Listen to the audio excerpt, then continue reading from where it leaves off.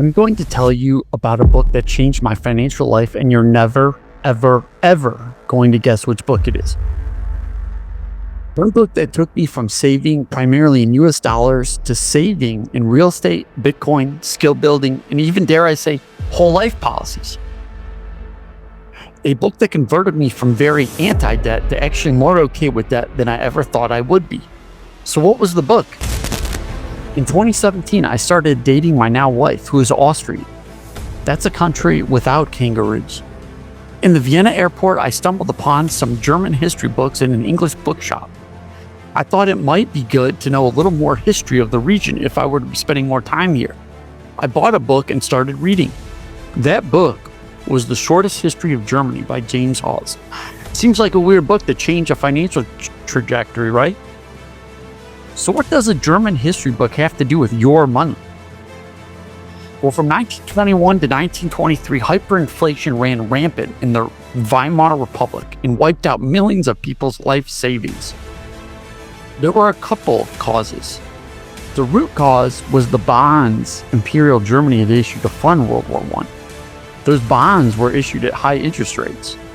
Obviously, they didn't think they were high when they issued them because the plan had been to pay this money back, in effect, robbing people that the Germans conquered. But the Germans didn't win.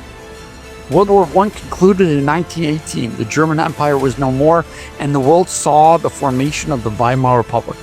This republic was unfortunately saddled with debt from the get-go, and while the Allies were happy seeing a new Germany, they insisted that the new Germany, the Weimar Republic, pay for the old Germany's war.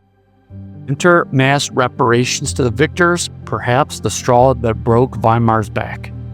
How were they possibly going to pay for this? One option would be to tax the citizens, but New Germany was too fragile politically for massive tax rises to be an option. So the government started printing Reichsmarks, and they printed some more and some more, both to pay back its debt to its own people from those initial bonds and to buy up foreign currencies to pay the reparations. But the more they printed, the more Reichsmark's value sank, the more money they had to print, and the vicious cycle continued. In 1914, a US dollar had cost 4.2 Reichsmarks, but by January 1921, it was 191.8. And get ready for this, by November 1923, a single US dollar notionally cost 4.2 trillion, that's right, with a T, Reichsmarks. A new currency backed by hard assets came along in 1924 called the Rentenmark. But by then, the damage had been done. Millions of hard-saving, government-trusting, middle-class Germans had seen their savings, purchasing power evaporate. What many took their entire lives to accumulate was effectively for naught. What an awful experience that must have been, and what anger they must have felt. They were left feeling abandoned by the new republic, all because they were holding Reichsmarks. But who were the people that weren't that affected? I'd say they fell into two buckets.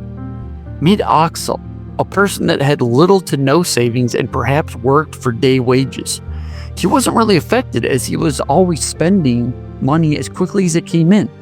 What did he really care if the government printed money? He didn't have any anyway.